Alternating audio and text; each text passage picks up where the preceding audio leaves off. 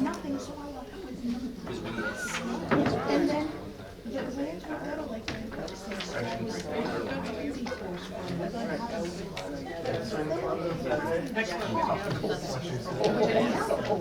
so it's moved. But the last 2 days, I can't stop talking, and it's like I don't feel it chesty, I feel it.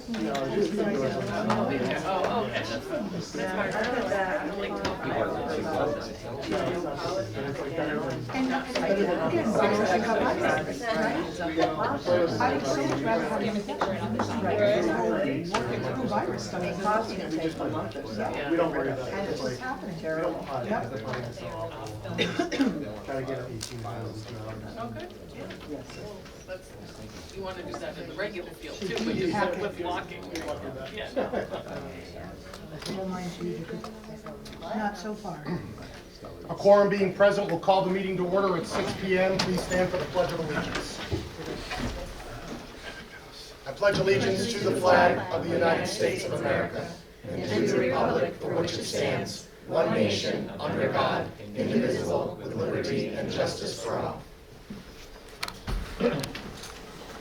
First item on the agenda is approval of the minutes for the January 21st, 2025 regular session. I'll entertain a motion for approval. Motion's been made by Mrs. Noyes Miller, seconded by Mrs. Cunningham. Any discussion? Are there any abstentions for the record?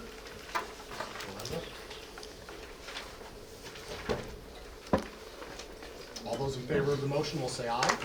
Aye. Opposed? The abstentions have been noted. Motion carries. We'll move to our financial report. Mrs. Leo. Our finances as of February 3rd are included in your packet. The budget's a separate conversation, so we're right on track for where we should be at this point in the year.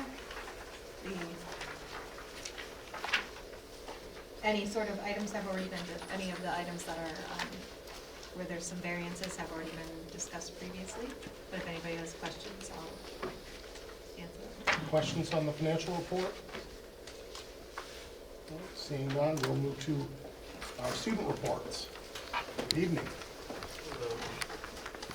All right, so student body has a relatively light agenda, but there are just a couple things that I'd like to touch upon.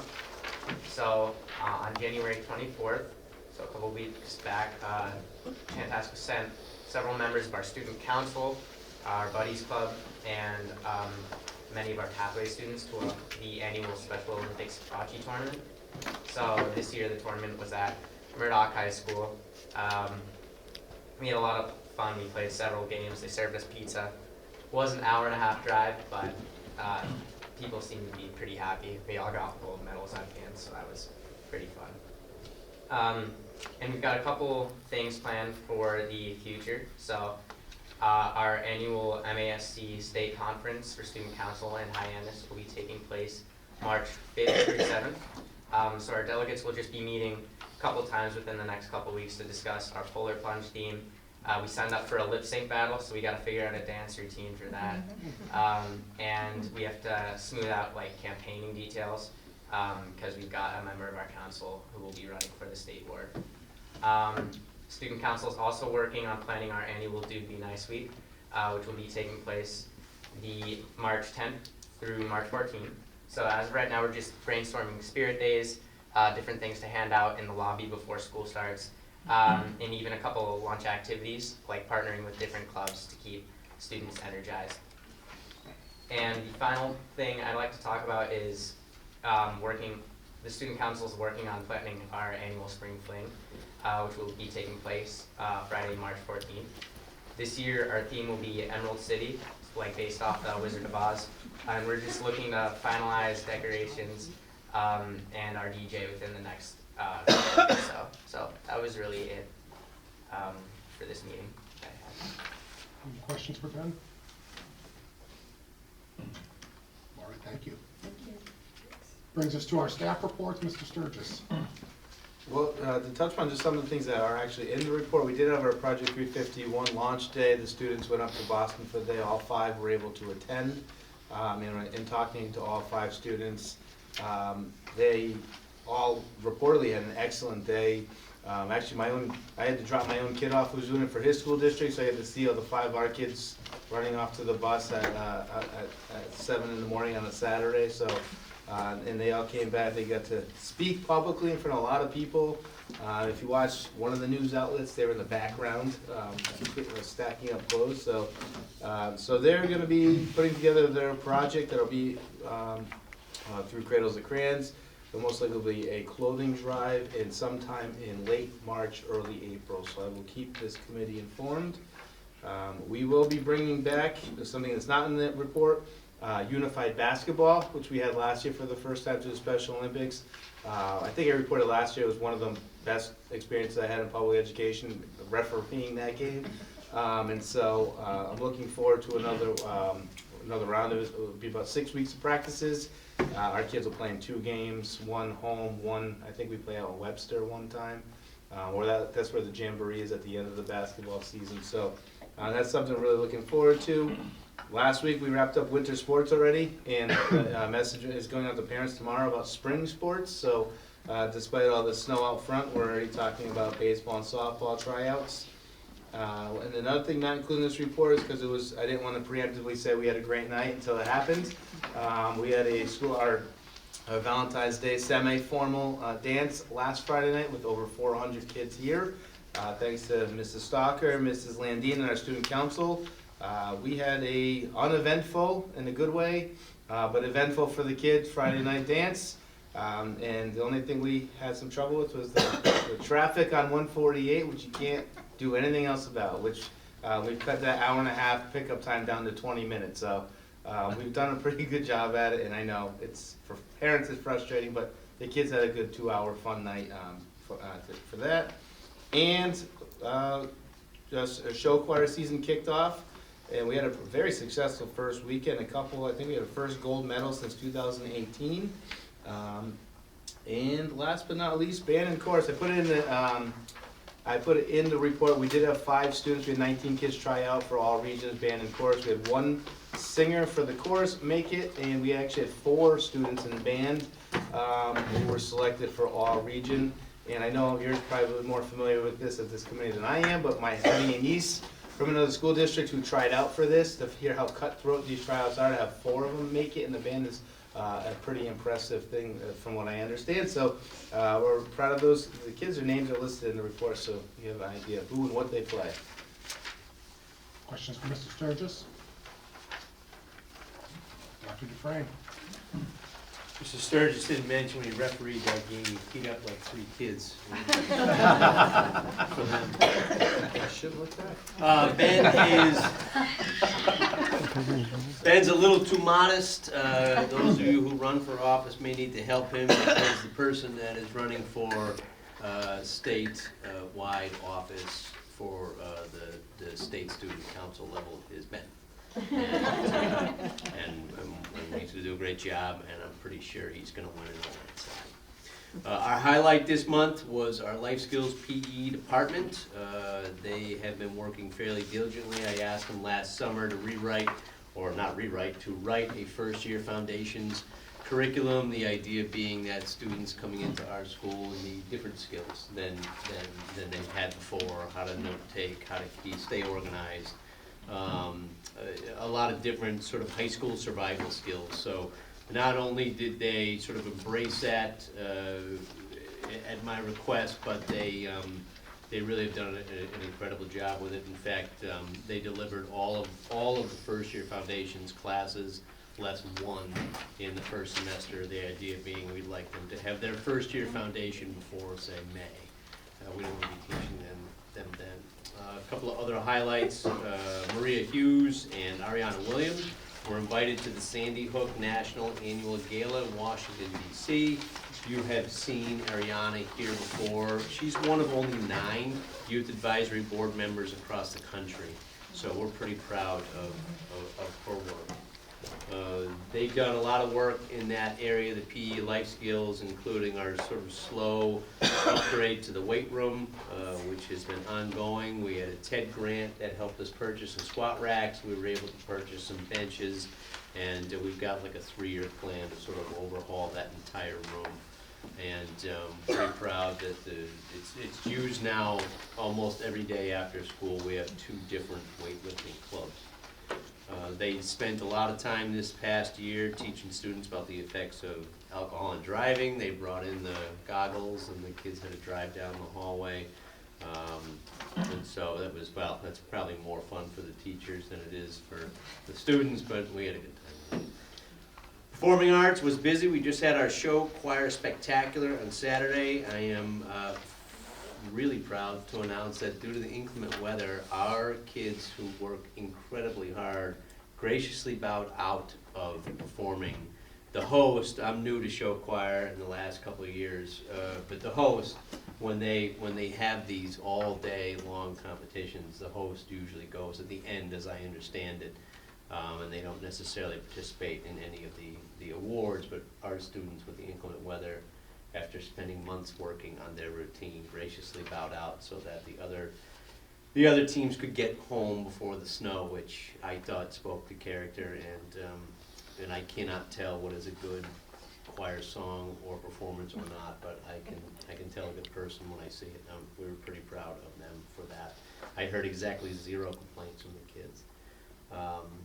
We had, I know I mentioned this the last 3 months, we had some students perform at the Mass Music Educators Association Central District Band, Orchestra, and Choir in Mechanics Hall in Worcester last month.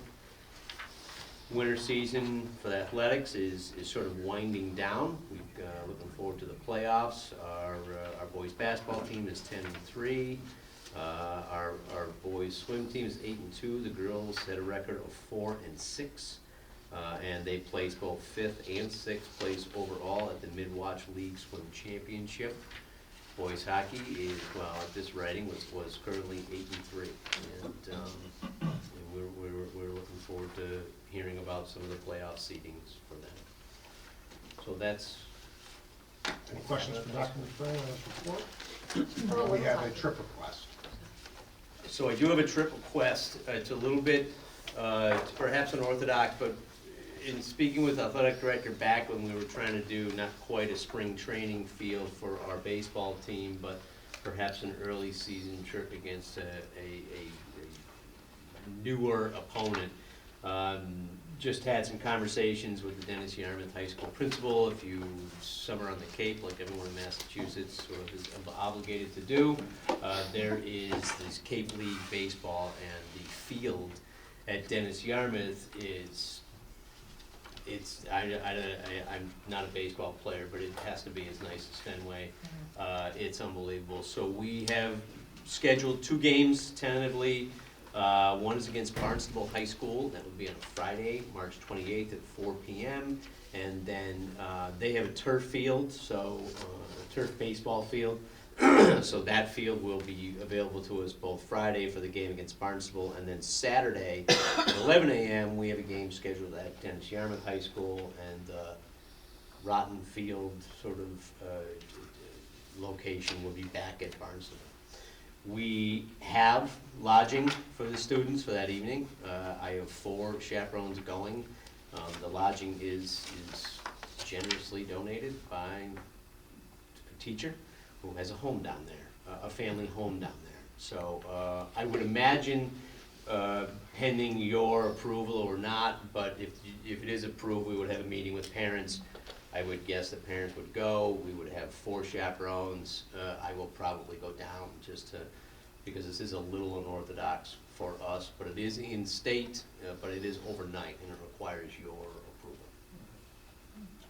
When is it scheduled for? March 28th.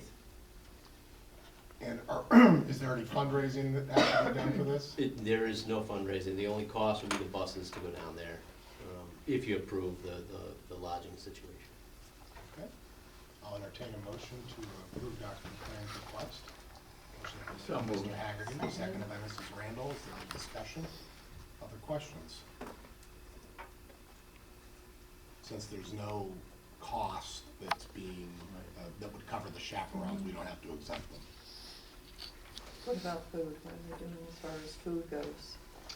So we're Got the actually, hours. we're going old Yeah. school. We're having a cookout back at the house that we're staying at. But So do if you- the students have to No. put there'll money be towards this or whatever, it's, No so cost there to is students. No cost to students. no We're cost gonna- except for We're going transportation. to, we're gonna feel our way through this one, Yeah. this year, and we'll probably be a little more formalized next year. But we're gonna keep it all sort of contained, so it'll be burgers and hot dogs back at the house. Do you know how many people the house sleeps? Just out of curiosity. So I asked, yes, because this was, before I came to you, I was baffled by this, because I've been to the Cape, and apparently this is an off, the water in middle of this, and so it's a pretty large house, as I understand it. There's a great room in there, and that was where It's a big thing. it'll be old school. It'll be air mattresses and those sort of things. I would guess, based on just my anecdotal conversations with parents, that a lot of parents are going. And so I think I think some students will probably stay with their parents, but that certainly is fine. But the chaperones and the rest of the team will be back at this sort of large flop house. Mrs. Panic? So this is the or baseball team, Yeah. and is the person who is hosting, the teacher, female or male teacher? Male. It's a male. Other questions?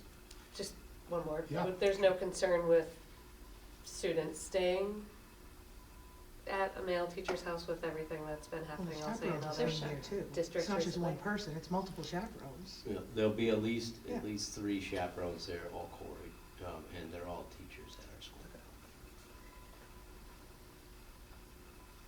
Thank you. All right, seeing no further questions, are there any objections to the motion? Seeing none, by unanimous consent, the chair deems the motion carries. Thank you. Brings us to committee reports, budget, Mrs. Noyes Miller. So since our last meeting, we have met a couple times, and I would like to make a motion to bring forth to the public hearing in March a total operating budget of $29,346,685. It's a recommendation of the budget subcommittee, which doesn't require a second. We'll bring that to the floor. Keep in mind that this is the vote to determine the figure that will go to public hearing. We can always reduce that number if we need to have a better sense of revenues, but we can never increase it. So what's being passed out right now is adjustments that have been made to the budget since it was originally presented to us in the end of January, and then we met again since when had more info as to state funding coming in. And we needed to have some reductions in the budget to get it down to a range that we felt would be more acceptable to the towns, which this is a 3.15% increase. So originally, we were looking at 5.1. So you will see first of all, the drivers as to what is driving this budget up. The normal staffing, the retirement, and salaries. It's nothing new. It's what we're looking at every single year for driving the budget. Then we have the reduction that shows a 3.5% increase with a total assessment of 5.25% increase. And the assessment range is the range between the 5 towns as to what they are going to be assessed of, if this was to pass. So there would be a range between assessment of a minus 4.1% to a plus 7.99%, which is pretty hefty, but the elementaries are looking pretty good, so hopefully that will offset it somewhat. And then we have what has been reduced from our original presentation. The health insurance fortunately came in less than anticipated. I'm not gonna read these figures because you have them in front of you. We had, a couple months ago, we had voted to increase the central office position from a 10-month to a 12-month position. Now we are not doing that. It's going to stay at the 10-month. There's a retirement at the high school on the custodial maintenance. The same at the one junior high and one senior high. There's 2 instructional assistant positions that have not been filled. The Royal Aid, with last year, we had 2 salaries that we funded through rural aid that we were hoping to put in the budget this year, but they are now back being funded by rural aid. Turnover is just being able to replace a staff member at a lower rate for a new employee from a seasoned employee. Freshman sports is 3 teams that are not going to be funded. The athletic uniforms, which was boys. I think soccer. I think soccer. Yeah, So it's just soccer, a boys soccer. and still going to be funded, and unified sports. That also, both of those are going to be funded with grants and through the revolving fund. The junior high library, they reduced their budget by $4,800, and that's basically audiovisual. Used to have to buy the bulbs for the overhead projectors and the smart boards, and they were extremely expensive. And because we're not doing that, we were able to reduce that amount by $4,800. I think there's one new books subscription too included in that. Yeah, that's right, there was Yes, one book that they, reduction in one new books. subscription Yeah. they didn't do.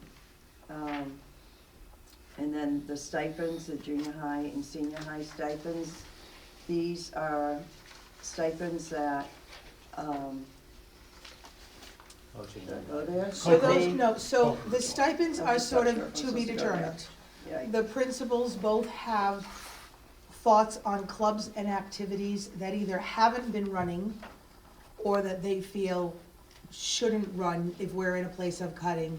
We're gonna give them a little more time to decide for sure what they wanna run next year and what, but they've committed to these amounts, so we're giving them a little more time to decide which ones. We called out the sports specifically, that would be, basketball, freshman girls, freshman boys basketball, and freshman volleyball. Still running JV and varsity, not touching freshman football, because that's a much larger group and bigger impact. But the other stipends, they have places in mind that they just want a little more time to look at what's running this year and what they should do. I don't think it's in the sports areas, but you got your clubs, your activities, your performing arts, your team leaders and curriculum support. So looking at all of those, they'll come up by the end of the year with what they committed to these dollars. I mean, there are some clubs that there is no membership whatsoever, they haven't been running, so. And then the last 3 are just supplies, junior high, senior high, and tech division that they feel they can scrape out with. So, any questions? And as Michael said, we can, if we find out other things between now and public hearing, we can always reduce, we just can't go up. And if I can, just to kind of add a little editorial, we came out of the gate at 5.1, which we knew was hefty. We needed to wait till we got to a point of seeing state revenue, which there is little to no state revenue coming for any of our districts. The 5.1 seems high, but it's nowhere near some of our neighbors that have a first budget of 17%. I would not even put it on the paper. I just don't know how some of that happens, but there are definitely some out there between 5 and 10. And this was really our attempt, which we said from the get-go of, if revenues were running the way they had the last few years, we wanted to get those 2 rural aid positions in, so that was a big piece of that 5.1. So when we saw state monies not coming, many of our towns, most of our towns are struggling, we knew we needed to, we'll pull that out. Rural aid is still in the first draft of the governor's budget, so I feel comfortable that we should get at least enough to cover those positions again. We got lucky, we put it here as a reduction, but we got lucky with health insurance because we just got our rates a week or 2 ago, and we were hearing and anticipating many of the towns around us we're getting double digits, so our rep told us to prepare for 10%, and we got less than 5%, so so doing that, and the others are, so there are a reduction of 3 staff positions thus far. We haven't touched classroom instruction, which is what we're trying to do, is not impact classroom teachers. We've had conversations, if we can't get this budget and have to go to a level 2, we've talked about, you know, what positions are out there that we might post but not fill yet from a teaching perspective. I wouldn't say this is a slam dunk. I think the elementary budgets, for the most part, are looking low enough, and the enrollment is up here for some towns, but there are still 2 towns that I'm not convinced can get to where we need them to get to do this. So we need a little more work. I've got meetings, either already had or will have in the next 2 weeks, meetings with pretty much every town's finance committee to share where we're at and gauge where they're at and keep working through. Mr. Dunn? The reduction for health insurance, was that just a negotiation of rates, or is there actually an impact to the services being offered? No, with yeah, it? no, same benefit plan. We just projected a 10% increase when we built this budget. We don't usually get our rates till the end of January. So right after that, it came in much better. It's our own rates, it's based on our own utilization. So we're having a good run, because I think last year we were only at 2 or 3% too, which I'm very grateful for, because at any point in time, that could turn ugly on us, but. Plus it shows everybody's been generally healthy. Exactly, and again, we share that, you know, if it was a 10% increase, the insurance advisory committee might have met and said, okay, do we try to go out and get bids from others, or change our benefit plans to try and reduce premiums, but at the level that we got, everybody seems to agree, no, this is good, we'll take another year. Thank you. Yep. Further discussion? So again, we're just looking for the total number. This budget is what we will talk about at public hearing, we'll present to the public. At that point in time, we'll also present what we anticipate for revenues. We're still tweaking them a little bit, and have proposed assessments for you to vote on all of it that night. But, you know, there's always a chance it could change a little bit between now and then, and we'll call a meeting if it does look that way. And this was a unanimous vote of the budget subcommittee. Any objections to the motion? Seeing none, by unanimous consent, the motion carries. We have a number to move forward to public hearing. Thank you. And just confirm, the public hearing, which is, this is a double to remind folks, our March meeting is again kind of off cycle. We're meeting on Wednesday, March 12th. We'll do the public hearing first at 6 o'clock in the cafeteria, and then come here to have the meeting afterwards, which is, you know, it's usually something like 6:30, 6:45, whenever we can roll into it. Okay? The last thing I did want to really just, it's not a vote, it's just a mention that also in the packet is the 4-page proposed capital plan, which is also something that we usually vote at the public hearing for the items, as well as what we've been funding it for many years from school choice. The note you'd want to make is on page 1 of 4, which shows the summary. There's an item down towards the bottom that says it was ESSER3 or rural aid. So $357,000 of the capital plan that was the fiscal '26 capital plan line, we're looking to do this year, because we can get it done by June 30th and use rural aid for this year. So that's how that backed out. So that 357 plus about $200,000 in salaries and pool coordinator that we've already voted is spending about $557,000 of current year rural aids money, which is about $750. So we'll keep an eye on that for the rest of the year. The rest of the items you can look at or ask questions before you vote. Building and physical plant has seen this, and now budget has also seen this and supported this being our capital plan for '26 and beyond. And how we would budget in '26 would be as presented with, between rural aid and school choice. Any questions on those fun things? All right, we'll move to our curriculum subcommittee. Mrs. Cunningham? So we met on Monday, February 3rd. First item of discussion was handbook revisions, so I think, It's another handout. we have another handout. Sorry, more coming. That's okay. I'll just keep going while we. I might be having Okay, it so right on we the side. we have some high school proposed changes, just a quick summary, some added language about making up final exams if absent to the student accountability for attendance section.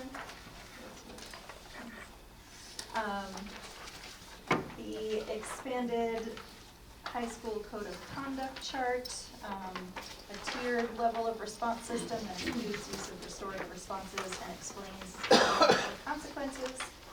From the junior high, some changes made to the guidelines for school dances and social events. The rough timeline is targeting the first week of August for posting updated handbook to the website, so that's what we'll be voting on. And just to share some, so we had a pretty brief presentation, but it was really good, called Attendance Awesomeness by the Numbers, just to share some positive numbers in terms of our attendance efforts. So we had a 50% reduction in parent call-ins, 144% increase in excused absences, 19% reduction in unexcused absences, 38.4% reduction in chronic absenteeism, which is 9 or more days absent, from the first semester in 2024. And then our current chronic absenteeism is at 9.6% compared to the 16% baseline for 2024. And we had 102 Saturday school recovery days. So all of those efforts on attendance accountability are really paying off. I'll get back to this in a second, so just to continue on, we did discuss the roles of the high school principals. There are 3 assistant principals of the high school. Ms. Johnson and Ms. Roboto were there. Ms. Johnson is mostly 12th grade assistant principal. Ms. Roboto takes the tech division, grades 9 through 12. And then Mr. Rogalski will be introduced to the committee at a later date at some point. Okay, I just asked that we meet him. But really, there's a lot of blending and sharing of responsibilities across the 3 based on strengths and areas of need. We also had a civil rights audit update. There were a total of 4 findings for the district, 2 elementary and 2 high school, around structured time on learning. There's identified that we have a lack of PE requirement for all 4 years. So they're doing some brainstorming to consider things like a mandatory relay for life or a winter carnival or something that will involve all students. And graduation cannot be more than 12 school days before the closing day of high school. So that's something that we may not have gone on the mark for. Our next meeting will be Monday, April 7th. So going back to our handout for proposed changes.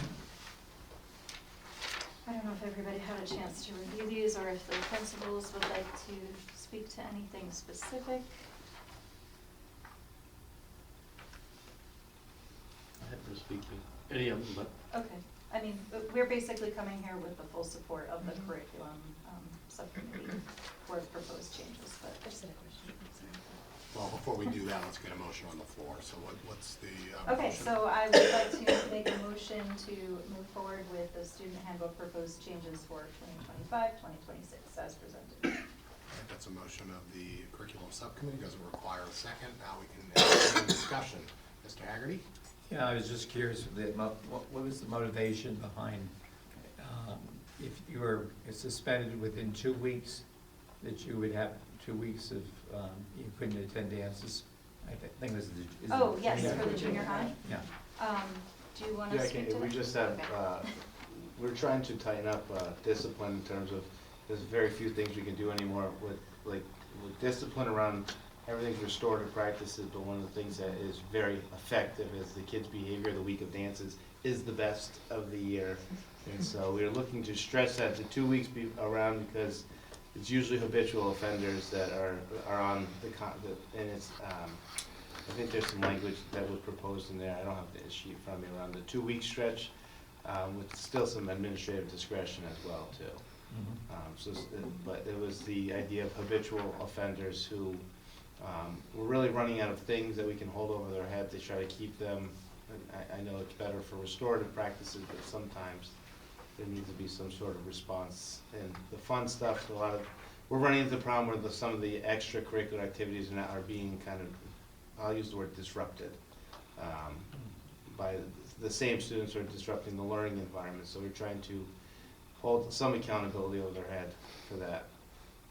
And I think with the existing handbook, the way it's written, if there was an incident, say on a Friday, and the dance is the following Friday, they would Correct. be able to attend. Yeah, and the students at my school all instantly become attorneys. So somehow they know the exact numbers and the exact language as soon as it happens. So we just wanted a little bit more language to help support us in trying to just keep everything a little bit better structured, especially on our dances that 400 or 500 kids at it. So. Mrs. Panic? Thank you. So really, it's the 2 weeks leading up to the dance, not 2 weeks, just 2 weeks prior. I feel like it's not that clear. It says any student suspended 2 weeks prior to the event will not be allowed. Put it up. So the 2 weeks leading up to. Yes, the 2 weeks leading up to it. But it doesn't say leading up. So like if they got suspended, like you said, or in school the week of, they would still be allowed to go? No, if they were suspended the week of, they would be, that's part of the messaging that goes out to kids and parents, is that the week of, there's a suspension from school, that's an automatic, per our handbook, removal from the access to the dance. Because we don't suspend that often anymore as it is, so those numbers have gone down because we use a lot of alternate measures to manage discipline at this point. You're saying that language doesn't It's not convey an inclusive 2 weeks. Correct, like leading up to, Yeah. 2 weeks leading up to the Up to, dance. yeah, up to 2 weeks prior. Up to 2 weeks prior, yeah, I think it's not clear. Trying to make it clearer. Everybody agrees that dances today, anyone suspended 2 weeks before the date of the dance is who we're saying couldn't attend. So we can It's a look back. We'll keep looking at the language if there's a better way to tweak it, yes. All right, further discussion?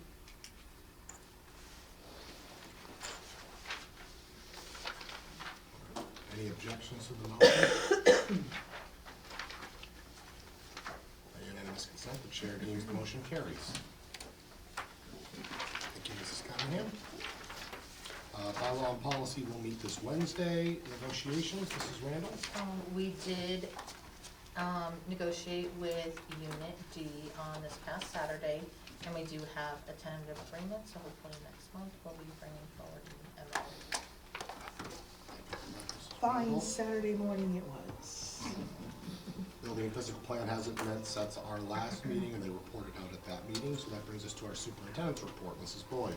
Okay, just a couple things, so I'm just gonna follow up a little bit more on the civil rights, the integrated monitor, which you have copies in your packet of the integrated monitoring review, DESI's civil rights I think it'd be up to 5 years, but it's only been 3 since they were here last time, and their focus was on civil rights this time.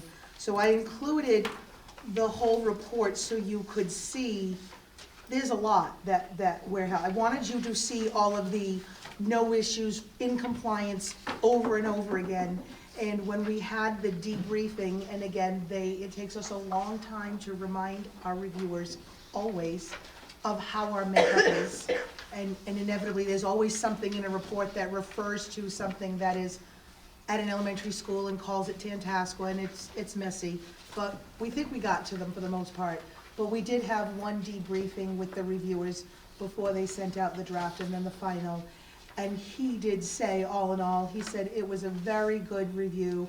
All the work done ahead of time was very clear.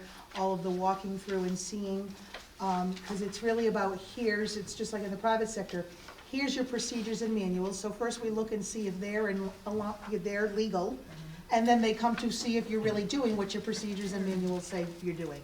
So in almost all cases he literally called these 4 things. He said, I'd call them more parking tickets. And I was like, well, sometimes we get out of parking tickets. So there were 4 parking tickets, 2 of them were elementary based and are already resolved. They were staff that had not just already received the license in the, for example, there was a regular ed teacher who had moved to special ed, had taken all the appropriate coursework and submitted for their special ed license, hadn't come through, has since then. Same thing with a special ed teacher that went to counseling and did all the practicum work and has since gotten the license, but as of the dates, had not. So those are truly 2 little parking tickets. The other 2 landed on the high school, and Dr. Dufresne is still trying to tussle, but in the end, whatever our calendar looked like, the law says our kids are not supposed to graduate or get out of school less than 12 days before everyone else was supposed to.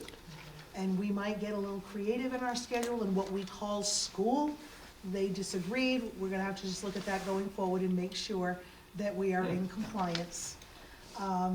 And the other little interesting, we'll have conversations in addition to the general graduation requirements that we're gonna be talking over the next couple of months on, is the legal Mass General Law standard requires not that they have to take a PE course all 4 years, but there be some kind of physical education provided. Now, what physical education provided is, can be different. It can be an actual class, or it can be a module. It can be a walkathon for the day that the whole class, the whole school is participating in, things like that, where we're not meeting the junior and senior requirement to say, yes, every junior and senior is getting something physical education. So we'll come to folks with recommendations for next year and thereafter on how to meet that. I think, and we explained, we have been front-loading our PE and health to freshmen and sophomores, primarily because of our technical school, that by the time they get to be juniors and seniors, they're in very specific scripted coursework that sometimes you're even out of the building and it's hard to fit in our block scheduling. But there are ways to still make sure we're meeting what we need to, and they said yes, and they had some suggestions and creative ideas that are happening in other school districts and other tech schools. So we will include that in our conversations on general graduation requirements and coursework.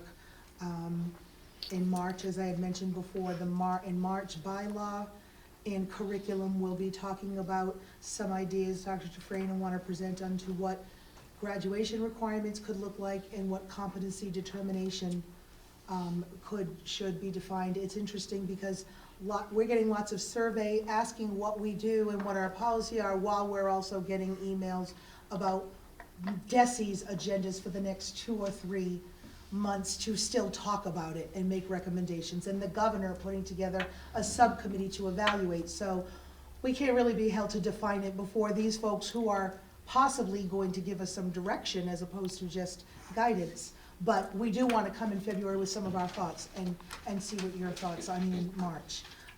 The last thing though, as far as 2025, class of 2025, there are only 2 students in the, three students in the class of 2025 that has not passed MCAS.